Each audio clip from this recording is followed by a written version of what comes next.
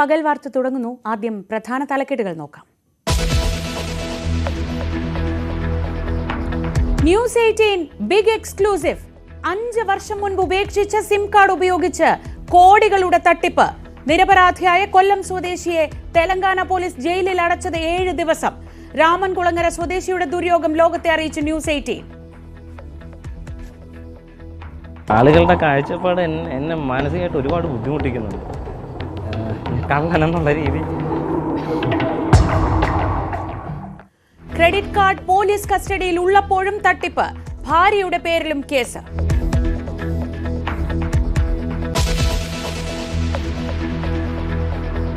നിലമ്പൂർ ഉൾവനത്തിൽ ആദിവാസി യുവാവിനെ കാട്ടാന ചവിട്ടിക്കൊന്നു. സംഭവം പുറത്തറിയാൻ വൈകി. സഹോദരൻ യുവാവിനെ തോളിൽ ചുമന്നത് 1.5 കിലോമീറ്റർ. PV അൻവർ നടത്തിയ പ്രതിഷേധ സമരം സംഘർഷമായി. DFO ഓഫീസിന്റെ പൂട്ട് പൊളിച്ചു.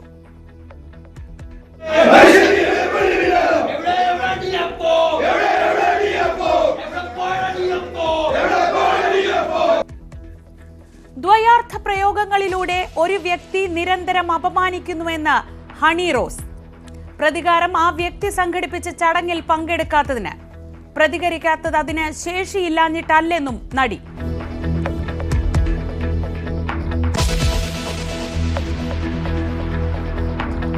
NSSന് പിന്നാലെ മുസ്ലിം ലീഗുമായും ബന്ധമുറപ്പിച്ച രമേശ് ചെന്നിത്തല. ചെന്നിത്തലയെ പുകഴ്ത്തി സാദിഖ് അലി തങ്ങളുടെ ഫേസ്ബുക്ക് പോസ്റ്റ്. ആരെങ്കിലും പുകഴ്ത്തിയാൽ മുഖ്യമന്ത്രിയാവില്ലെന്ന് K മുരളീധരൻ. ഈ ചർച്ചകൾ അസ്വാഭാവികമെന്ന് MM ഹസൻ.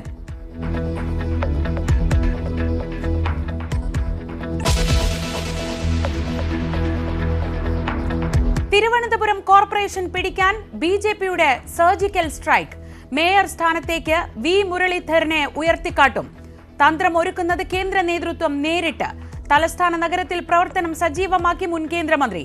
News 18 exclusive.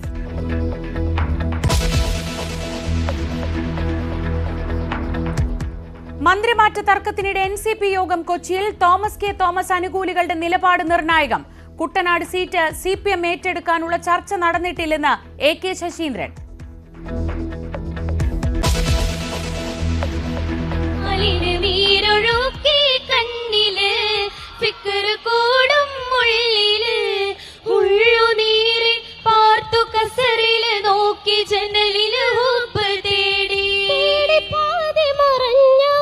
സംസ്ഥാന സ്കൂൾ കലോത്സവം 2ാം ദിനം. കണ്ണൂർ, കോഴിക്കോട്, തൃശൂർ ജില്ലകൾ ഒപ്പത്തിനൊപ്പം. കലോത്സവ ആവേശം പങ്കുവച്ച് chief secretary Saradha Muraleedharan.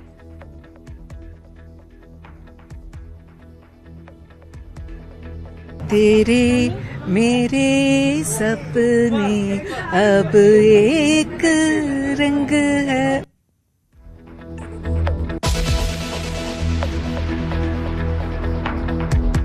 Captain മാറിയിട്ടും രക്ഷയില്ല. സിഡ്നിയിൽ 3ാം ദിനം ഇന്ത്യ തോറ്റു. ഓസീസ് ജയം 6 വിക്കറ്റിന്. ഗാവസ്കർ ട്രോഫി ഓസ്ട്രേലിയയ്ക്ക്. ലോക ടെസ്റ്റ് ചാമ്പ്യൻഷിപ്പ് സാധ്യതയും അവസാനിച്ചു.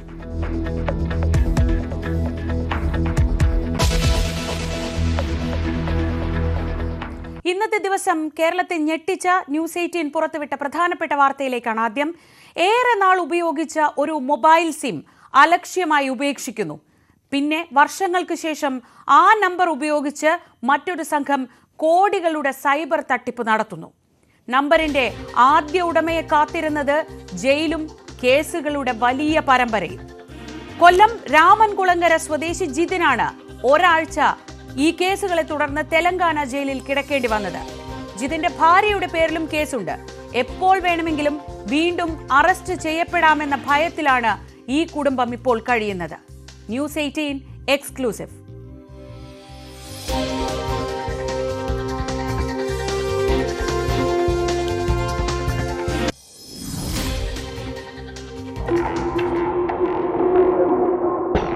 ഇത് എൻ്റെ ജീവിതത്തിൽ ഞാൻ ഒരു വ്യക്തികളായിരുന്നു.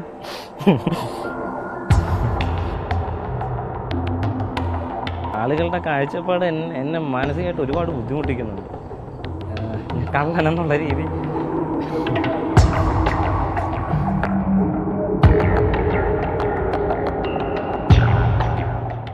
എട്ട് 1-298-69077 ഈ മൊബൈൽ ഫോൺ നമ്പറാണ്.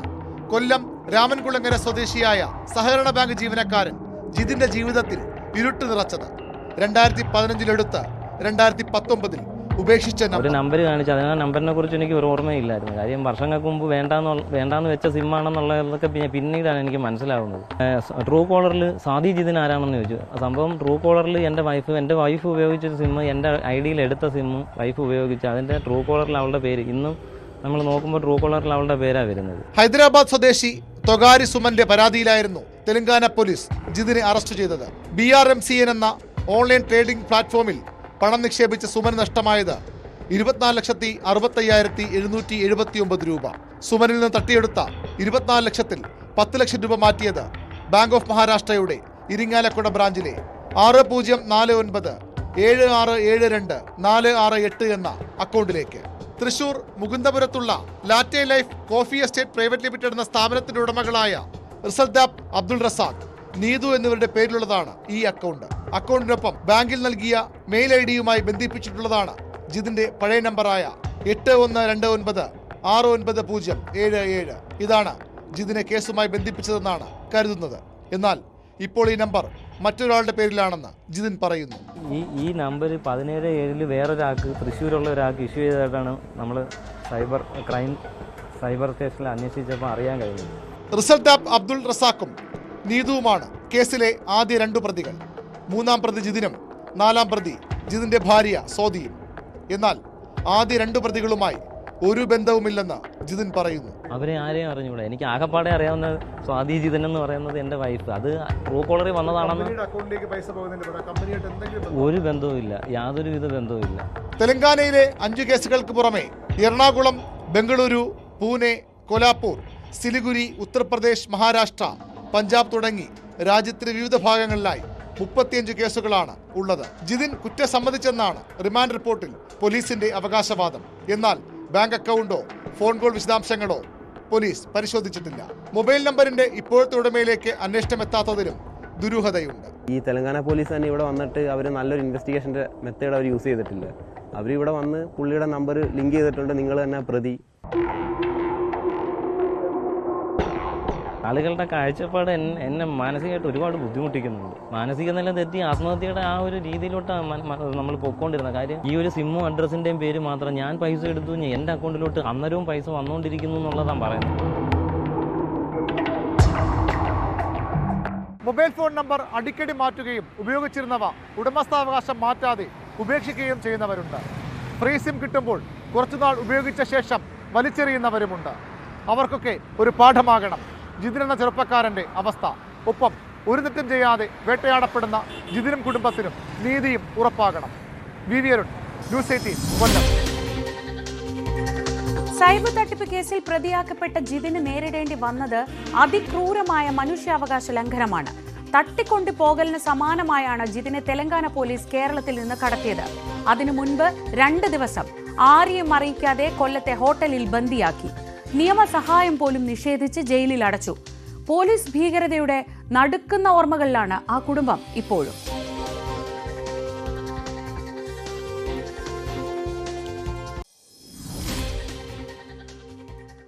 ഈ മാസം 14-നായിരുന്നു ജിതിനെ തേടി ഒരു സംഘം വീട്ടിലെത്തിയത്.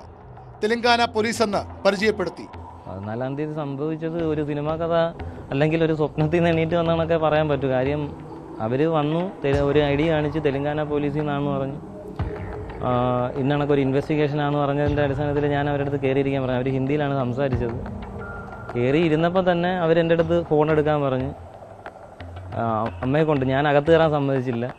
എൻ്റെ പേഴ്സും ഫോണും എല്ലാം അവരെടുത്ത് ലോക്ക് അഴിപ്പിച്ച് അവരതിനകത്തുള്ള ഡീറ്റെയിലുകൾ നോക്കുന്നുണ്ടായിരുന്നു. അത് എന്താണെന്നുള്ളത് അറിഞ്ഞൂടെ. വന്നപ്പോഴേ ചോദിച്ചത് ജിതിൻ ശ്രീകുമാർ, ഇന്നണക്കൊരു അഡ്രസ്സ്, ഇത് നിങ്ങളുടെ ആണോ എന്ന് ചോദിച്ചു.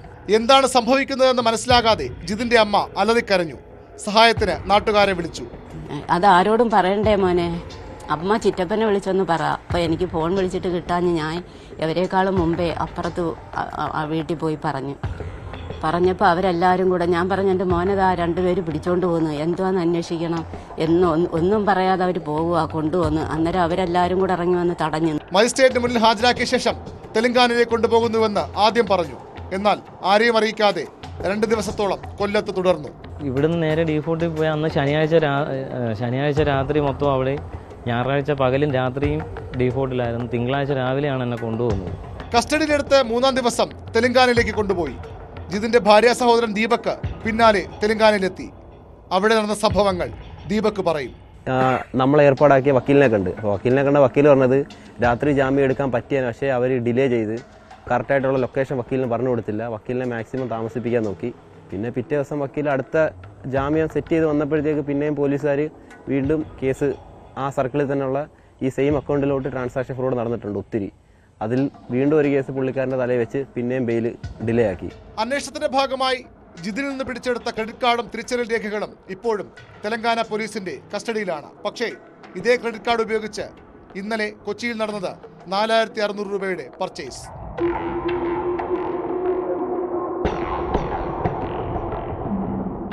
അനധികൃതമായി കസ്റ്റഡിയിൽ വെച്ചതിനും ചെയ്യാത്ത കുറ്റത്തിന് ജയിലിലടച്ചതിനും തെലങ്കാന പോലീസിനെതിരെ ജിതിന്റെ കുടുംബം നിയമ നടപടി തുടങ്ങിക്കഴിഞ്ഞു.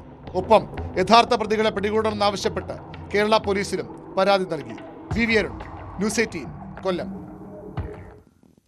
മറ്റൊരു പ്രധാനപ്പെട്ട വാർത്തയിലേക്ക്. നിലമ്പൂർ ഉൾക്കാട്ടിൽ കാട്ടാനയുടെ ആക്രമണത്തിൽ ആദിവാസി യുവാവ് കൊല്ലപ്പെട്ടു. കരുളായി മാഞ്ചേരി പൂച്ചപ്പാറ കോളനിയിലെ മണിയാണ് മരിച്ചത്. ഒപ്പമുണ്ടായിരുന്ന 5 വയസ്സുകാരൻ അത്ഭുതകരമായി രക്ഷപ്പെട്ടു. മണിയെ തോളിൽ ചുമന്നാണ് സഹോദരൻ സംഭവ സ്ഥലത്ത് നിന്ന് പുറത്തെത്തിച്ചത്. വനം വകുപ്പ് അധികൃതർ എത്താൻ വൈകിയത് പ്രതിഷേധത്തിനിടയാക്കി. ഇതിനിടെ PV അൻവറിന്റെ നേതൃത്വത്തിൽ പ്രതിഷേധിച്ച DMK പ്രവർത്തകർ DFO ഓഫീസിന്റെ പൂട്ട് തകർത്തു. കഴിഞ്ഞ ദിവസം വൈകുന്നേരം 6:45 കാട്ടിലൂടെ കോളനിയിലേക്ക് പോവുകയായിരുന്ന മണിയെയും സംഘത്തെയും കാട്ടാന ആക്രമിച്ചത്. മറ്റുള്ളവർ ചിതറിയോടി രക്ഷപ്പെട്ടപ്പോൾ മണി ആനയ്ക്ക് മുമ്പിൽ കുടുങ്ങി. മണിയുടെ കയ്യിലുണ്ടായിരുന്ന 5 വയസ്സുകാരൻ മനു അത്ഭുതകരമായി രക്ഷപ്പെട്ടു. ആനയുടെ ആക്രമണത്തിൽ മണിക്ക് തലയ്ക്ക് ഗുരുതരമായി പരിക്കേറ്റിരുന്നു.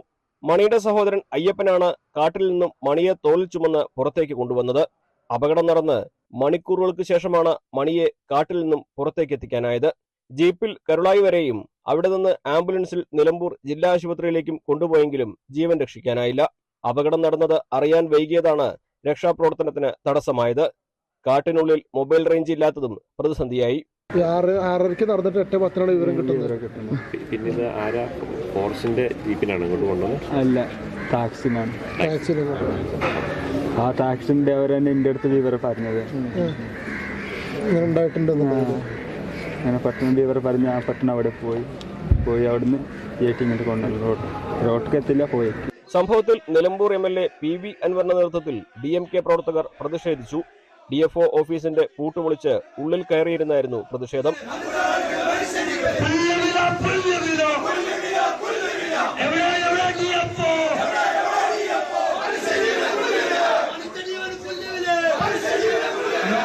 മനുഷ്യന് സംരക്ഷണമില്ലാത്ത അവസ്ഥയാണെന്നും സർക്കാർ ഇടപെടുന്നില്ലെന്നും MLA. ഇതിനെ ഉൾക്കാടിനെ എങ്ങനെ വിളിക്കുക? ജനവാസ മേഖലയെ എങ്ങനെ നമ്മൾ ഉൾക്കാടും? കാടിന്റെ അകത്തെ വനം എന്ന് പറയാ ജനവാസ മേഖലയാണ്. സ്വാഭാവികമായിട്ടും ആ റോഡിന് ഇരു കരകളിലുമുള്ള കാടുകൾ, അടിക്കാടുകൾ ധാരാക്കാരും വെട്ടിക്കൊടുക്കുന്നതാണ്. പല ഘട്ടത്തിലും ഈ ആദിവാസികൾ വന്ന് പറഞ്ഞിട്ടുള്ള പരാതികളാണ്. ഉൾക്കാട്ടിലായതുകൊണ്ട് അപകടം നടന്ന സ്ഥലത്തേക്ക് എത്തിച്ചേരാൻ ഏറെ സമയമെടുത്തെന്ന് നിലമ്പൂർ DFO പറഞ്ഞു. കുടുംബത്തിന് സഹായം നൽകും. ബഹുമാനപ്പെട്ട മന്ത്രി ഈ കുടുംബത്തെ ഏറ്റെടുക്കുവാൻ വനംവകുപ്പിനോട് നിർദ്ദേശം നൽകിയിരിക്കുകയാണ്. അതിൻ്റെ അടിസ്ഥാനത്തിൽ അദ്ദേഹത്തിൻ്റെ ഭാര്യയ്ക്ക് ഉടനെ തന്നെ താൽക്കാലിക ജോലി നൽകുവാൻ ബഹുമാനപ്പെട്ട മന്ത്രി ആവശ്യപ്പെട്ടിട്ടുണ്ട്. ഉടനെ തന്നെ അദ്ദേഹത്തിൻ്റെ കുടുംബത്തിന് താൽക്കാലിക ജോലി വനംവകുപ്പിലേക്ക് കൊണ്ടുവരുന്നു. വളരെ വിദൂരതയിൽ താമസിക്കുന്ന അവരെ താഴത്തേക്ക് കൊണ്ടുവന്ന് അവരെ കുട്ടികൾക്ക് വേണ്ടിയുള്ള ചികിത്സ, വിദ്യാഭ്യാസ സൗകര്യങ്ങൾ ഒരുക്കുവാനും വനംവകുപ്പിനോട് നിർദ്ദേശിച്ചിട്ടുണ്ട്. നിലമ്പൂർ ജില്ലാ ആശുപത്രിയിലായിരുന്നു മണിയുടെ പോസ്റ്റ്മോർട്ടം. ന്യൂസ് 18, മലപ്പുറം. വനനിയമ ഭേദഗതിയിൽ ആവശ്യമായ മാറ്റങ്ങൾ കൊണ്ടുവരുമെന്ന് മന്ത്രി AK ശശീന്ദ്രൻ. നിയമസഭാ സബ്ജക്ട് കമ്മിറ്റി ഇക്കാര്യം പരിശോധിക്കും. ജനങ്ങൾക്ക് പ്രായോഗികമായുള്ള നിയമങ്ങൾ മാത്രമേ നടപ്പാക്കൂ എന്നും മന്ത്രി പറഞ്ഞു. ഈ മലപ്പുറം ജില്ലയിലെ നെടുങ്കയം മേഖലയിൽ ഒരു ആദിവാസി യുവാവാണ് കാട്ടാനയുടെ ആക്രമണം മൂലം കൊല്ലപ്പെട്ടത്. അത് ഉൾവനത്തിൽ നിന്നാണ് ഉണ്ടായത് എന്നത് പ്രത്യേകം നമ്മൾ ശ്രദ്ധിക്കേണ്ടതായിട്ടുണ്ട്. വനത്തിനകത്തെ ആക്രമണവും വനത്തിന് പുറത്തുള്ള ആക്രമണവും 2 തരത്തിലാണ്. എന്നിരുന്നാലും ഈ കൊല്ലപ്പെട്ടത് ഒരു ആദിവാസി യുവാവാണ് എന്നുള്ളത് കൊണ്ട് തന്നെ ആ ആദിവാസി യുവാവിന് സാമ്പത്തിക സഹായം ഉൾപ്പെടെയുള്ള ആനുകൂല്യങ്ങൾ നൽകുന്നതിന് വേണ്ടിയുള്ള നിർദ്ദേശങ്ങൾ നൽകിയിട്ടുണ്ട്. ദ്വയാർത്ഥ പ്രയോഗങ്ങളിലൂടെ ഒരു വ്യക്തി തന്നെ അപമാനിക്കാൻ ശ്രമിച്ചെന്ന് നടി ഹണി റോസ്. ആ വ്യക്തി ക്ഷണിച്ച ചടങ്ങിൽ പോകാതിരുന്നതിനുള്ള പ്രതികാരമാണിത്. മാനസിക വൈകൃതമുള്ള ഇത്തരക്കാരെ പുച്ഛത്തോടെയും സഹതാപത്തോടെയും അവഗണിക്കുകയാണ് പതിവ്. അതിനർത്ഥം തനിക്ക് പ്രതികരണശേഷി ഇല്ലെന്ന് അല്ല എന്നും താരം ഫേസ്ബുക്ക് പോസ്റ്റിൽ കുറിച്ചു. വിവരങ്ങളുമായി ന്യൂസ് ഡെസ്കിൽ നിന്ന് സുവി വിശ്വനാഥൻ. സുവി, സാധാരണഗതിയിൽ താരങ്ങളൊക്കെ ഇത്തരം പരാമർശങ്ങളൊക്കെ അവഗണിച്ച് വിടുകയാണ് പതിവ്. പക്ഷേ ഈ പ്രമുഖ വ്യക്തി, അങ്ങനെ തന്നെ പറയാം, ഈ പ്രമുഖ വ്യക്തി ഇത് നിരന്തരം തുടരുന്ന സാഹചര്യത്തിലാണ് ഇങ്ങനെയൊരു വിശദീകരണവുമായി അല്ലെങ്കിൽ ഇങ്ങനെയൊരു കുറിപ്പുമായി ഹണി റോസിന് രംഗത്തെത്തേണ്ടി വരുന്നത്. എന്താണ് ഇതിലേക്ക് നയിച്ച കാര്യങ്ങളെന്നാണ് ഹണി പറയുന്നത്? ശ്രീജ, സമൂഹ മാധ്യമങ്ങളിലൂടെ നിരന്തരം ആക്ഷേപങ്ങളും പരിഹാസങ്ങളും ഹണി റോസ് തുടരുന്ന ഒരു സാഹചര്യത്തിലാണ് ഇപ്പോൾ ഇത്തരത്തിൽ ഒരു പ്രതികരണവുമായി നടി ഹണി റോസ് തന്നെ രംഗത്ത് വന്നിരിക്കുന്നത്. ഫേസ്ബുക്ക് പോസ്റ്റിലൂടെയാണ് നടി ഈ ഒരു മുന്നറിയിപ്പ് നൽകിയിരിക്കുന്നത്. സ്ത്രീത്വത്തെ അപമാനിക്കുന്ന തരത്തിൽ തനിക്കെതിരെ പ്രസ്താവനകൾ നടത്തുന്നവർക്കെതിരെയാണ് നടിയുടെ മുന്നറിയിപ്പ് ഉണ്ടായിരിക്കുന്നത്. താൻ നിയമപരമായി മുന്നോട്ട് പോകും. നേരത്തെ ഇത്തരത്തിലുള്ള അപമാനിക്കലുകൾ മാനസിക പ്രശ്നമാണ് എന്ന തരത്തിൽ മാനസിക വൈകൃതം ഉള്ളവരുടെ പുലമ്പലുകളാണ് എന്ന തരത്തിലാണ് താൻ കണ്ടിരുന്നത്. അതുകൊണ്ട് തന്നെ അത് അവഗണിക്കുകയാണ് പതിവ്. എന്നാൽ ഇനിയും ആ അവഗണന തുടർന്നുകൊണ്ട് പോകാൻ സാധ്യമല്ല. അത് അങ്ങേയറ്റം വന്നിരിക്കുന്ന ഒരു പശ്ചാത്തലത്തിലാണ് ഇപ്പോൾ ഹണി റോസ് രംഗത്ത് വന്നിരിക്കുന്നത്. പ്രധാനമായും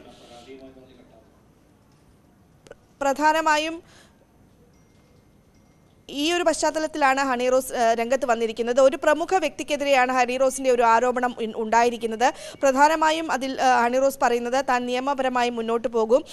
താൻ ഒരു ചടങ്ങിന് സംബന്ധിച്ചിരുന്നു, ഒരു സ്ഥാപനത്തിന്റെ ചടങ്ങിൽ സംബന്ധിച്ചിരുന്നു. ആ ചടങ്ങിൽ പങ്കെടുക്കുമ്പോൾ ഉൾപ്പെടെ ദ്വയാർത്ഥ പ്രയോഗങ്ങൾ നടത്തിയിരുന്നു. അതിനുശേഷം ആ സ്ഥാപനത്തിന്റെ ചടങ്ങുകൾക്ക് പങ്കെടുക്കാറില്ല. ആ സ്ഥാപനം വിളിക്കുന്ന മറ്റു പരിപാടികൾക്കും താൻ പോകാറില്ല. അതിനുള്ള വ്യക്തിവൈരാഗ്യമാകാം ഇത്തരത്തിൽ തനിക്കെതിരെ ആരോപണങ്ങൾ, ദ്വയാർത്ഥ പ്രയോഗങ്ങൾ ഈ വ്യക്തി തുടരുന്നുവെന്നാണ് ഹണി റോസ് പറയുന്നത്. ഇതൊരു നിയമപരമായ പോരാട്ടത്തിലേക്ക് ഹണി റോസ് കൊണ്ടുപോകുമോ എന്നതാണ് ഇനി കാത്തിരുന്ന് കാണേണ്ടത്. മറ്റു വാർത്തകളിലേക്ക്. UDF ജയിച്ചാൽ മുഖ്യമന്ത്രി ആരാവണം എന്നതിൽ വാർത്തകൾ പ്രചരിക്കുന്നതിനിടെ മുസ്ലിം ലീഗുമായുള്ള ബന്ധം ദൃഢമാക്കി രമേശ് ചെന്നിത്തല. ലീഗ് നിയന്ത്രിത സംഘടനയുടെ പരിപാടിയിൽ പങ്കെടുത്തതിന് പിന്നാലെ പാണക്കാട് സാദിഖ് അലി തങ്ങൾ ചെന്നിത്തലയെ പുകഴ്ത്തി ഫേസ്ബുക്കിൽ കുറിപ്പിട്ടു. NSSന് പിന്നാലെ മുസ്ലിം ലീഗുമായും ബന്ധം ദൃഢമാക്കുകയാണ് രമേശ് ചെന്നിത്തല. NSSനെ പോലെയല്ല, അത് വെളിപ്പെടുത്താൻ ലീഗ് തയ്യാറാവുന്നു എന്നത് പ്രധാനമാണ്. പട്ടിക്കാട് ജാമിയ സമ്മേളനത്തിൽ രമേശ് ചെന്നിത്തലയെ ക്ഷണിച്ചതിനു പിന്നാലെയാണ് രമേശിന്റെ പ്രസംഗത്തെ പുകഴ്ത്തിയുള്ള സമൂഹ മാധ്യമക്കുറിപ്പ്. അതും ലീഗ് സംസ്ഥാന അധ്യക്ഷൻ സാദിഖ് അലി തങ്ങളുടേത്. ആരെങ്കിലും പുകഴ്ത്തിയാൽ മുഖ്യമന്ത്രിയാവില്ലെന്നും അതിന് കോൺഗ്രസിൽ ചില ചിട്ടവട്ടങ്ങളുണ്ടെന്നുമായിരുന്നു കെ മുരളീധരന്റെ മുനവച്ച വാക്കുകൾ. എല്ലാവരും പുകഴ്ത്താറൊക്കെയുണ്ട്, ആരും എഴുത്താറൊന്നുമില്ല. അതുകൊണ്ട് ആരെങ്കിലും പുകഴ്ത്തിയാൽ മുഖ്യമന്ത്രിയാവില്ല. അതിന് കോൺഗ്രസിന് ചില ചിട്ടവട്ടങ്ങളൊക്കെയുണ്ട്. കോൺഗ്രസ് നിയമസഭാ കക്ഷിയുടെ ഭൂരിപക്ഷം നോക്കണം, ഡൽഹിയുടെ അഭിപ്രായം അറിയണം. അപ്പോൾ ആ തീരുമാനം ഞാൻ പറഞ്ഞില്ല, മല്ലികാർജ്ജുൻ ഖാർഗെയും രാഹുൽ ഗാന്ധി ഉള്ളപ്പോൾ ഇത് ഇവിടെ വെറുതെ ചർച്ച ചെയ്യേണ്ട ഒരാവശ്യമില്ല. മുഖ്യമന്ത്രി സ്ഥാനാർത്ഥിയെക്കുറിച്ച് ഈ ഘട്ടത്തിൽ ചർച്ച വരുന്നത് അസ്വാഭാവികമെന്ന് UDF കൺവീനർ MM ഹസൻ. മുന്നണിയെ നയിക്കുന്ന പാർട്ടി, മുന്നണിയുടെ ഭൂരിപക്ഷം കിട്ടിക്കഴിഞ്ഞാൽ ഞങ്ങൾ വളരെ വളരെ പ്രഗത്ഭനായിട്ടുള്ള ജനം സമ്മതനായ ഒരു മുഖ്യമന്ത്രിയെ ഞങ്ങളുടെ പാർലമെന്ററി ബോർഡ് ഹൈക്കമാൻഡ് ഞങ്ങൾക്ക് തരും. എന്നാൽ ഈ യോഗ്യത തനിക്കാണെന്ന് തെളിയിക്കാനുള്ള നീക്കങ്ങളാണോ VD സതീശനും രമേശ് ചെന്നിത്തലയും നടത്തുന്നതെന്ന സംശയമാണ് സമകാലിക സംഭവങ്ങൾ ഉയർത്തുന്നത്.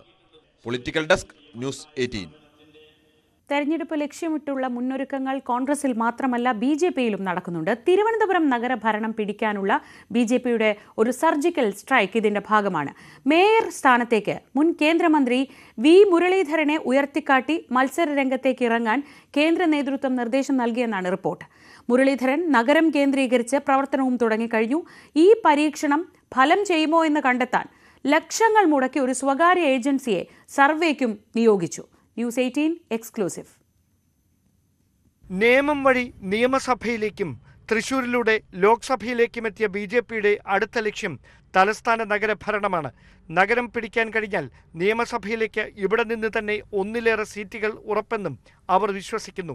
അതിനാലാണ് സംസ്ഥാനത്തെ ഏറ്റവും പ്രധാനപ്പെട്ട നേതാവിനെ മേയർ സ്ഥാനത്തേക്ക് ഉയർത്തിക്കാട്ടിയുള്ള നീക്കം. ഭരണമുറപ്പിച്ചാണ് കഴിഞ്ഞ തെരഞ്ഞെടുപ്പിൽ BJP തലസ്ഥാനത്തിറങ്ങിയത്. ശക്തമായ പോരാട്ടം നടത്തിയെങ്കിലും CPMനെ മറികടക്കാനായില്ല. പക്ഷേ ഇത്തവണ രണ്ടും കൽപ്പിച്ചാണ് NDAയുടെ നീക്കം. മുൻ സംസ്ഥാന പ്രസിഡന്റ് കൂടിയായ മുരളീധരൻ നിയമസഭയിലേക്ക് മത്സരിച്ചത് കഴക്കൂട്ടത്താണ്. അവിടെ പാർട്ടിയുടെ സ്വാധീനം വർദ്ധിപ്പിക്കാൻ മുരളീധരന് കഴിഞ്ഞിട്ടുണ്ട്. മുരളി മേയർ സ്ഥാനാർത്ഥിയായാൽ കഴക്കൂട്ടം മേഖലയിൽ സീറ്റുകൾ വർദ്ധിപ്പിക്കാൻ കഴിയുമെന്നാണ് പ്രതീക്ഷ. വട്ടിയൂർക്കാവ്, നേമം നിയമസഭാ മണ്ഡലങ്ങളിലെ നഗരസഭാ വാർഡുകളിൽ BJPക്ക് മേൽക്കൈയുണ്ട്. കഴക്കൂട്ടത്തും പ്രകടനം മെച്ചപ്പെടുത്താനായാൽ ഭരണം ഉറപ്പെന്നാണ് കണക്കുകൂട്ടൽ. മുരളീധരനെ മേയർ സ്ഥാനാർത്ഥിയാക്കുന്നതിനോട് സംസ്ഥാന നേതൃത്വത്തിനും ജില്ലാ BJPക്കും യോജിപ്പാണ്. കർണാടകത്തിലും മഹാരാഷ്ട്രയിലും ഇലക്ഷൻ റിസർച്ച് പ്രവർത്തനങ്ങളിൽ മികവ് തെളിയിച്ച ഏജൻസിയാണ് തലസ്ഥാനത്തും BJPക്ക് വേണ്ടി സർവേ തുടങ്ങിയത്. മുരളീധരന്റെ സാന്നിധ്യം എത്ര കണ്ട് ഗുണം ചെയ്യുമെന്നാണ് പരിശോധിക്കുന്നത്. ഒപ്പം BJPയുടെ തെരഞ്ഞെടുപ്പ് തന്ത്രങ്ങളും ഇവർ മെനയും. കഴിഞ്ഞ തവണ പരാജയപ്പെട്ട വാർഡുകൾ പിടിച്ചെടുക്കാൻ പ്രത്യേക പദ്ധതിയും BJP ആരംഭിച്ചിട്ടുണ്ട്. മുരളീധരന് പുറമെ മറ്റു ചില സസ്പെൻസ് സ്ഥാനാർത്ഥികളെ കൂടി രംഗത്തിറക്കാനും ശ്രമം തുടരുകയാണ്. ഡാൻ കുര്യൻ, ന്യൂസ് 18 തിരുവനന്തപുരം. NCPയുടെ സംസ്ഥാന നേതൃയോഗം കൊച്ചിയിൽ തുടരുന്നു. AK ശശീന്ദ്രന്റെ മന്ത്രിമാറ്റ ചർച്ചയും NCP സംസ്ഥാന നേതൃത്വത്തിലെ പടലപ്പിണക്കവും യോഗത്തിൽ ചർച്ചയാണ്. മന്ത്രിമാറ്റത്തിനായി ശക്തമായി വാദിക്കുന്ന PC ചാക്കോ പക്ഷം മുഖ്യമന്ത്രിയുമായി നേരിട്ട് കൂടിക്കാഴ്ച നടത്തിയിരുന്നു. തോമസ് കെ തോമസ് മന്ത്രിയാകുന്നതിൽ ഇടതുപക്ഷത്തിന്റെ അതൃപ്തി മുഖ്യമന്ത്രിയെ അറിയിച്ചെന്നാണ് വിവരം. തോമസ് കെ തോമസിനെ അനുകൂലിക്കുന്നവർ ഇന്നത്തെ യോഗത്തിൽ എന്ത് നിലപാടെടുക്കുമെന്നതും ശ്രദ്ധേയമാണ്. NCP LDF വിടില്ലെന്ന് ഇതിനിടെ സംസ്ഥാന അധ്യക്ഷൻ PC ചാക്കോ വ്യക്തമാക്കി. UDFൽ ചേരുമെന്നത് ചിലരുടെ ഭാവനാ സൃഷ്ടിയാണ്. മന്ത്രിസ്ഥാനം സംബന്ധിച്ച് പാർട്ടിയുടെ തീരുമാനത്തിൽ മാറ്റമില്ലെന്നും ഇത് മുഖ്യമന്ത്രി അറിയിച്ചിട്ടുണ്ടെന്നും ചാക്കോ കൂട്ടിച്ചേർത്തു. ഒരു MLA മുഖ്യമന്ത്രിയെ കാണുന്നത് പാർട്ടിയിലെ ആഭ്യന്തര കാര്യങ്ങൾ ചർച്ച ചെയ്യാൻ മാത്രമാണ്. ചർച്ചകളൊന്നും നടന്നിട്ടില്ലെന്ന് AK ശശീന്ദ്രനും വ്യക്തമാക്കി. അത്തരമൊരു ആലോചന ഇതുവരെ ഉണ്ടായിട്ടില്ലെന്നും ശശീന്ദ്രൻ പറഞ്ഞു. ക്ഷേത്രാചാരങ്ങൾ സംബന്ധിച്ച വിവാദത്തിന് പിന്നിൽ ഗൂഢാലോചനയെന്ന് K മുരളീധരൻ. മുഖ്യമന്ത്രി ബോധപൂർവം കുഴിച്ച കുഴിയിൽ എല്ലാവരും വീണു. രാഷ്ട്രീയ തീരുമാനങ്ങളല്ല ഇക്കാര്യത്തിൽ വേണ്ടത്. സനാതനധർമ്മത്തിനെതിരായ പരാമർശം പൈതൃകത്തെ അപമാനിക്കലാണെന്നും മുരളീധരൻ പറഞ്ഞു. സനാതനധർമ്മം അശ്ലീലാണെന്ന് വരെ ഗോവിന്ദൻ മാഷ് പറഞ്ഞു. അതൊക്കെ ഇന്ത്യന്റെ പൈതൃകത്തിനെ അവമാനിക്കലാണ്. ഇതിനൊന്നും ആരും കൂട്ടുനിൽക്കരുത്. രാഷ്ട്രീയം ചർച്ച ചെയ്യണം. ഞങ്ങൾ അതാ പറഞ്ഞത്, രാഷ്ട്രീയം ചർച്ച ചെയ്യേണ്ട സ്ഥാനത്ത് ഇതുപോലുള്ള അനാവശ്യ വിവാദങ്ങൾ ഒഴിവാക്കേണ്ടതാണ്. UDF മുന്നണി വിപുലീകരണം ചർച്ച ചെയ്യേണ്ട സമയമാണിതെന്ന് K മുരളീധരൻ. ആരുടെ മുന്നിലും വാതിൽ കൊട്ടിയടക്കരുതെന്നും മുരളീധരൻ പറഞ്ഞു. വയനാട്ടിലെ DCC ട്രഷററുടെയും മകന്റെയും മരണം ഇരട്ട കൊലപാതകമെന്ന് EP ജയരാജൻ. വെട്ട് നോക്കി നടക്കുന്നവർ ഇതേക്കുറിച്ച് പറയുന്നുണ്ടോ? വെട്ടിന്റെ കണക്ക് നോക്കി സിദ്ധാന്തം എഴുതാനാണ് പലർക്കും താല്പര്യമെന്നും ജയരാജൻ പറഞ്ഞു. കോൺഗ്രസിന്റെ DCC ട്രഷറർ NM വിജയൻ, അദ്ദേഹത്തിൻ്റെ മകൻ, അദ്ദേഹം കോൺഗ്രസ് നേതാവാണ്. അദ്ദേഹത്തിൻ്റെ മകൻ യൂത്ത് കോൺഗ്രസ് നേതാവാണ്. രണ്ടുപേരും ആത്മഹത്യ ചെയ്തു, ഒരച്ഛനും മകനും. ഇതൊരു ഇരട്ട കൊലപാതകമല്ലേ? എത്ര ക്രൂരമായ സംഭവമാണത്. എത്രയോ ദിവസങ്ങൾ അവരെ ഇഞ്ചിഞ്ചായി ഇടിച്ചിടിച്ചിടിച്ച് എത്രയോ 100-ലധികം ഇടികൾ ഇടിച്ചതിൻ്റെ ഫലമല്ലേ രണ്ട് മരണം. വിട്ടുനോക്കി നടക്കുന്നവരില്ലേ? ഈ രണ്ടുപേരുടെ ഈ മരണത്തെക്കുറിച്ച് എന്തെങ്കിലും പറയുന്നുണ്ടോ? ചീമേനിയിൽ 5 പേരെ വെട്ടിക്കൊന്ന കാര്യത്തെക്കുറിച്ച് പറയുന്നുണ്ടോ? റവന്യൂ അവകാശങ്ങൾ പുനഃസ്ഥാപിച്ചു കിട്ടുന്നതിനായി മുനമ്പം ജനത നടത്തുന്ന റിലേ നിരാഹാര സമരം 86ാം ദിനത്തിൽ. വരാപ്പുഴ അതിരൂപതയുടെയും കോട്ടപ്പുറം രൂപതയുടെയും നേതൃത്വത്തിൽ ഇന്ന് 4 മണിക്ക് വൈപ്പിൻ മുതൽ മുനമ്പം വരെ 27 കിലോമീറ്റർ ദൂരത്തിൽ മനുഷ്യച്ചങ്ങല തീർക്കും. Varapuzha archbishop doctor Joseph Kalathiparambil, സഹായമെത്രാൻ doctor Antony Valungal, Kottappuram bishop doctor Ambrose Puthenveettil എന്നിവർ മനുഷ്യച്ചങ്ങലയിൽ പങ്കാളികളാകും. വൈപ്പിൻകരയിലെ എല്ലാ ഇടവക സമൂഹങ്ങളിൽ നിന്നുമുള്ള 25,000-ഓളം വിശ്വാസികൾ മനുഷ്യച്ചങ്ങലയിൽ അണിനിരക്കും. കാക്കനാട് ആക്രി ഗോഡൌണിൽ വൻ തീപിടുത്തമുണ്ടായി. ആളപായമില്ല. ജില്ലയിലെ വിവിധ കേന്ദ്രങ്ങളിൽ നിന്ന് 20ഓളം അഗ്നിരക്ഷാ യൂണിറ്റുകൾ എത്തിയാണ് തീയണച്ചത്. ജനവാസ മേഖലയിലുണ്ടായ തീപിടുത്തം സമീപത്ത് താമസിക്കുന്നവരെ പരിഭ്രാന്തിയിലാക്കി.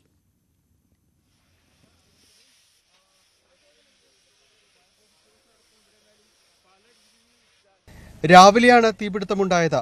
തീ പടർന്നത് കണ്ട നാട്ടുകാരാണ് ഫയർഫോഴ്സിനെയും പോലീസിനെയും അറിയിക്കുന്നത്. തൃക്കാക്കരയിൽ നിന്ന് ഉടൻ തന്നെ ഫയർഫോഴ്സ് യൂണിറ്റുകൾ എത്തിയെങ്കിലും നിയന്ത്രണ വിധേയമാക്കാനായില്ല. തുടർന്ന് സമീപ മേഖലകളിൽ നിന്നായി 15ഓളം അഗ്നിരക്ഷാ യൂണിറ്റുകൾ ഇവിടേക്ക് എത്തി. വലിയ സംഭരണശാലയായിട്ടാണ് ഏരിയ നോക്കിയിട്ട് കാണുന്നത്. ഏതായാലും പുറത്തേക്ക് തീ വ്യാപിക്കാനുള്ള യാതൊരു സാധ്യതയില്ല. ചുറ്റും ഷീറ്റ് വെച്ച് മറച്ചിട്ടുണ്ട്. മറ്റ് ദുരന്ത സാധ്യത ഒന്നുമില്ല.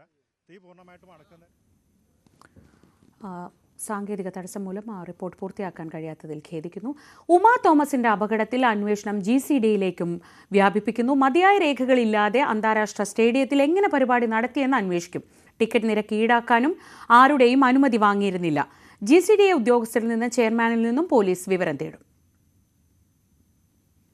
എറണാകുളം ചാലക്കലിൽ കോളേജിലെ ഹോസ്റ്റൽ കെട്ടിടത്തിൽ നിന്ന് വീണ് മെഡിക്കൽ വിദ്യാർത്ഥിനി മരിച്ചു. ശ്രീനാരായണ ഇൻസ്റ്റിറ്റ്യൂട്ട് ഓഫ് മെഡിക്കൽ സയൻസസിലെ 2ാം വർഷ വിദ്യാർത്ഥിനി ഫാത്തിമത്ത് ഷഹാനയാണ് മരിച്ചത്. ഇന്നലെ രാത്രിയിലായിരുന്നു സംഭവം.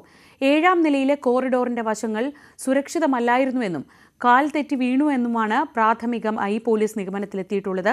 സ്ഥലത്ത് പോലീസ് പരിശോധന നടത്തുകയാണ്. വിശദമായ വാർത്ത 1:30 സകലമാന കേരളത്തിൽ കാണാം. കോഴിക്കോട്ട് മാനസികാസ്വാസ്ഥ്യമുള്ള യുവാവിന് നേരെ ആൾക്കൂട്ട ആക്രമണം. മർദ്ദിച്ചവർ പണം ആവശ്യപ്പെട്ടെന്നും യുവാവ് പരാതിപ്പെടുന്നു. മർദ്ദിക്കുന്ന ദൃശ്യങ്ങളും സംഘം പകർത്തി. 4 ദിവസം മുമ്പാണ് സംഭവം. മാനസികാസ്വാസ്ഥ്യമുള്ള യുവാവിനെയാണ് ഒരു കൂട്ടം ക്രൂരമായി മർദ്ദിച്ചത്. ആക്രമികളിൽ ഒരാളോട് മോശമായി പെരുമാറിയെന്നാരോപിച്ചായിരുന്നു മർദ്ദനം. മർദ്ദിക്കുന്ന ദൃശ്യം അക്രമികൾ തന്നെ പകർത്തി. വീഡിയോ പുറത്തുവിടാതിരിക്കാൻ പണം ആവശ്യപ്പെട്ടതായും മർദ്ദനമേറ്റ യുവാവ് റെക്കോർഡ് ചെയ്തിട്ട് എന്നോട് പറഞ്ഞ് 18 റുപ്യ വേണമെന്നാ പറഞ്ഞത്. 18,000 റുപ്യ വേണം, ഇന്ന് തന്നില്ലെങ്കിൽ അടുത്ത മാസം കഴിഞ്ഞ് തരണം എന്ന് എന്നോട് പറഞ്ഞേന്. ഇന്നെ നാറ്റിക്കുന്ന് പറഞ്ഞേന്. ഈ വീഡിയോ ഞാൻ പുറത്തേക്ക് വിടും അങ്ങനെയൊക്കെ പറഞ്ഞു. ആശുപത്രിക്ക് അടുത്തുള്ള ഒഴിഞ്ഞ കെട്ടിടത്തിലെത്തിച്ചായിരുന്നു മർദ്ദനം. കൂലിപ്പണിക്കാരനാണ് മർദ്ദനമേറ്റ യുവാവ്. സംഭവത്തിൽ മുക്കം പോലീസ് അന്വേഷണം തുടങ്ങി. ന്യൂസ് 18 മുക്കം. അരങ്ങുവാണ് ഒപ്പനയും നാടകവും.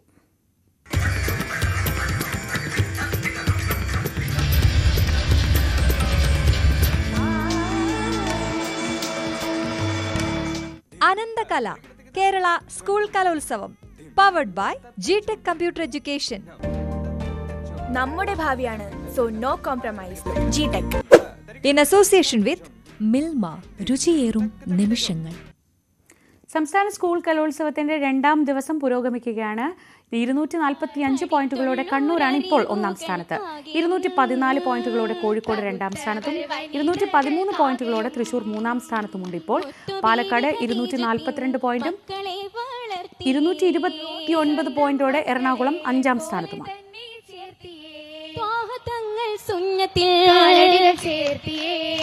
ചേർത്ത് കാലടിയും മഹാത്തുൽ മുത്മിനത്തായി ജീവിത്തേ, തൗഹീദിന്റെ തൂവളി നാട്ടിലാകെ കാണിത്തേ, കാത്ത് ദൂതരെ നോക്കി എന്നും പൊന്നു പോലെ സ്നേഹിത്തേ, വെളിച്ചം കാത്തു കൊണ്ടവർ ശോഭിത്തേ, ശോഭിതരായവർ ഉത്തമരന്നേ, ത്വാഹിറത്തായവർ സ്വാലിഹത്തന്നേ, ജീവിത വിജയം കൊയ്തവരന്നേ, ജീവിത വിജയം കൊയ്തവരന്നേ.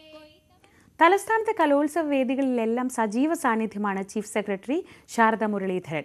അതിജീവനത്തിന്റെ പാഠം കൂടിയാണ് ഈ കലോത്സവമെന്ന് ചീഫ് സെക്രട്ടറി ന്യൂസ് 18നോട് പറഞ്ഞു. പരാജയങ്ങളിൽ പതറരുത് എന്നാണ് പുതുതലമുറയ്ക്ക് ചീഫ് സെക്രട്ടറിയുടെ ഉപദേശം.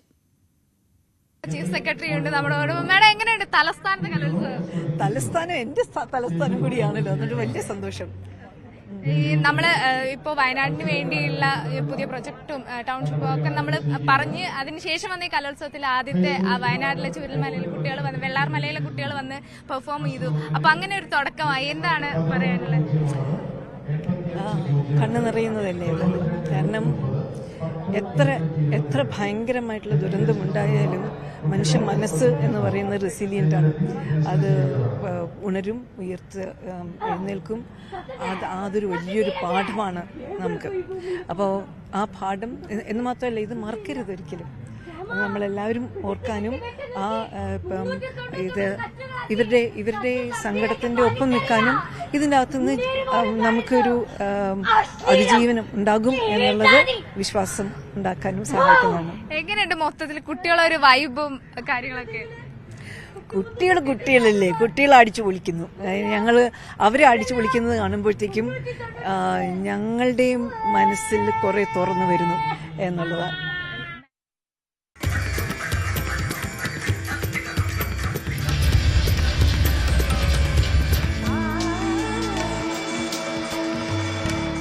അനന്തകല Kerala school Kalolsavam powered by ജിടെക് computer education.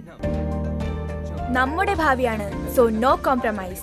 G-Tec in association with Milma, രുചിയേറും നിമിഷങ്ങൾ. അർഹിച്ചതെല്ലാം കിട്ടിയ ശേഷമാണ് പത്മജ വേണുഗോപാലും അനിൽ ആന്റണിയും കോൺഗ്രസ് വിട്ടതെന്ന് ചാണ്ടി ഉമ്മൻ.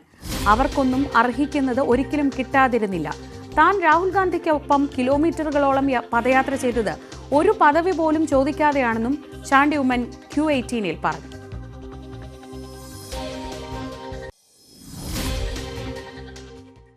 കെ കരുണാകരന്റെ മകൾ BJP-യിലേക്ക് എത്തുക, AK ആന്റണിയുടെ മകൻ BJP-യിലേക്ക് എത്തുക, അങ്ങനെ അതുകൊണ്ട് തന്നെ ഉമ്മൻചാണ്ടിയുടെ മകനും ഈ വഴിയാണോ എന്നുള്ള ഒരു വിലയിരുത്തലൊക്കെ രാഷ്ട്രീയ നിരീക്ഷകരൊക്കെ നടത്തി.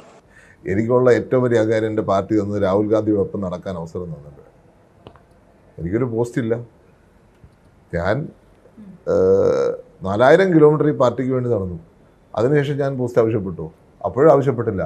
പാർട്ടി എന്നോട് പറഞ്ഞപ്പോഴാണ് ഞാൻ മത്സരിക്കാൻ തയ്യാറായത്. 25 വർഷമായിട്ട് ഞാൻ പ്രവർത്തിക്കുക. ഈ പോയവരൊന്നും പാർട്ടിയെയും കുറ്റം പറഞ്ഞിട്ടല്ല പോയത്, കേന്ദ്ര നേതൃത്വത്തെയും കുറ്റം പറഞ്ഞിട്ടല്ല പോയത്. ഇവർക്കെല്ലാം പരാതി ഉണ്ടായിരുന്നത് സംസ്ഥാന നേതാക്കളുമായിട്ട് ബന്ധപ്പെട്ടിട്ടായിരുന്നു. ഇവിടെ അർഹതയ്ക്ക് ഉള്ളത് കിട്ടുന്നില്ല എന്ന് പറഞ്ഞതാണ് പരമശേഷി അടക്കമുള്ളവർ പോയത്. എനിക്ക് വലിയ അവർക്ക് അർഹത കുറച്ച് എന്തെങ്കിലും കിട്ടിയിട്ടുണ്ടോ എന്ന് എനിക്ക് തോന്നുന്നില്ല. എല്ലാ അർഹത അനുസരിച്ച് കിട്ടിയിട്ടുണ്ട്. KTDCയിലെ ചെയർപേഴ്സൺ ആയിട്ടില്ലേ പപ്പേച്ചി? ഇലക്ഷന് മത്സരിച്ചിട്ടില്ലേ? തൃശ്ശൂരിൽ മത്സരിച്ചിട്ടില്ലേ? ചാണ്ടിയുമ്മന് അർഹതപ്പെട്ടത് കിട്ടുന്നുണ്ടോ? എനിക്കെല്ലാം കിട്ടുന്നുണ്ട്. അറിയിക്കുന്നതിലേറെ കിട്ടിയിട്ടുണ്ട്. ഇപ്പോൾ കായിക പ്രേമികൾ ഏറെ നിരാശരായ ദിവസമാണിന്ന്. ഒരു പതിറ്റാണ്ടിനിടെ ആദ്യമായി ഇന്ത്യ ബോർഡർ ഗവാസ്കർ ട്രോഫി കൈവിട്ടപ്പോൾ ചോദ്യം ചെയ്യപ്പെടുന്നത് സീനിയർ ബാറ്റർമാരുടെ ഫോമില്ലായ്മയാണ്. രോഹിത് ശർമ്മയും വിരാട് കോഹ്ലിയും കരിയറിൽ മറക്കാൻ ആഗ്രഹിക്കുന്ന പരമ്പരയായിരിക്കും ഇത്. ഫോം ഔട്ടിന്റെ പേരിൽ ആദ്യമായാണ് ഒരു ഇന്ത്യൻ ക്യാപ്റ്റൻ മത്സരത്തിൽ നിന്ന് മാറി നിൽക്കുന്നത്. പരമ്പരയിലെ 5 ഇന്നിംഗ്സുകളിൽ നിന്ന് ആകെ 31 റൺസ് മാത്രം നേടിയ രോഹിത് ടെസ്റ്റിൽ നിന്ന് വിരമിക്കണമെന്ന ആവശ്യം കൂടി ശക്തമാവുകയാണ്. വാലറ്റക്കാരൻ ജസ്പ്രീത് ബുംറ ഈ പരമ്പരയിൽ നേടിയത് 42 റൺസ്. ക്യാപ്റ്റൻ രോഹിത് ശർമ്മയുടെ സമ്പാദ്യമാകട്ടെ 31 റൺസും. 5 ഇന്നിംഗ്സുകളിലെ ഉയർന്ന സ്കോർ 10 റൺസ്. 2024 രോഹിത് കളിച്ചത് 27 ഇന്നിംഗ്സുകൾ. ഫെബ്രുവരിയിൽ രാജ്കോട്ടിലും മാർച്ചിൽ ധരംശാലയിലും ഇംഗ്ലണ്ടിനെതിരെ നേടിയ സെഞ്ചുറികൾ മാറ്റി നിർത്തിയാൽ ദുരന്തമായിരുന്നു ഇന്ത്യൻ ക്യാപ്റ്റന്റെ പ്രകടനം. 11 വട്ടം ഇരട്ടസംഖ്യ കാണാതെ തിരികെ കയറി രോഹിത്. 38-ാം വയസ്സിലേക്ക് കടക്കുന്ന രോഹിത്തിന് കണ്ണും കൈയും തമ്മിലുള്ള ഏകോപനം നഷ്ടമാകുന്നതാണ് പ്രധാന പ്രശ്നം. ശരീരഭാരം കൂടിയതോടെ പ്രിയപ്പെട്ട പുൾ ഷോട്ടുകൾ കളിക്കാൻ പോലും രോഹിത്തിന് കഴിയുന്നില്ല. ലാപ്ടോപ്പും പേനയുമായി പ്രസ് ഗ്യാലറിയിലിരിക്കുന്നവരല്ല തന്റെ കരിയർ തീരുമാനിക്കുന്നതെന്ന ഡയലോഗ് വീശിയെങ്കിലും കാര്യങ്ങൾ സുഗമമല്ല ക്യാപ്റ്റന്. രോഹിത്തിന് സമാനമല്ലെങ്കിലും ആശങ്കപ്പെടുത്തുന്ന ഫോമിലാണ് വിരാട് കോഹ്ലിയും.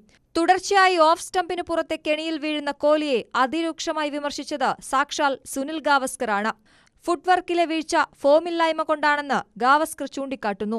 പരമ്പര കൈവിട്ട ശേഷം കോച്ച് ഗൗതം ഗംഭീർ രോഹിത്തിനെയും കോഹ്ലിയെയും സംരക്ഷിക്കുന്ന നിലപാടെടുക്കാത്തതും ശ്രദ്ധേയമാണ്. ആവശ്യമെങ്കിൽ ആഭ്യന്തര ക്രിക്കറ്റിനെ ആശ്രയിക്കണമെന്ന് പേരെടുത്ത് പരാമർശിക്കാതെ പറഞ്ഞു ഇന്ത്യൻ പരിശീലകൻ. ജൂണിൽ ഇംഗ്ലണ്ടിനെതിരെയാണ് ഇനി ഇന്ത്യക്ക് ടെസ്റ്റ്. രോഹിത്തിന്റെ ക്യാപ്റ്റൻസിയുടെ കാര്യത്തിലും അതൃപ്തിയുള്ള സാഹചര്യമാണ്. ഹിറ്റ്മാനും കിങ് കോഹ്ലിയുമില്ലാത്ത ടീം പ്രഖ്യാപനമാണ് വരുന്നതെങ്കിൽ ഒരു തലമുറ മാറ്റത്തിനുള്ള സമയമായി എന്ന് ഉറപ്പിക്കാം. Sports desk, news 18. പകൽ വാർത്ത പൂർണ്ണമാവുന്നു. ഇടവേളയ്ക്ക് ശേഷം പ്രാദേശിക വാർത്തകളും വിശേഷങ്ങളുമായി സകലമാന കേരളത്തിൽ ഭവ്യ പാർവതി.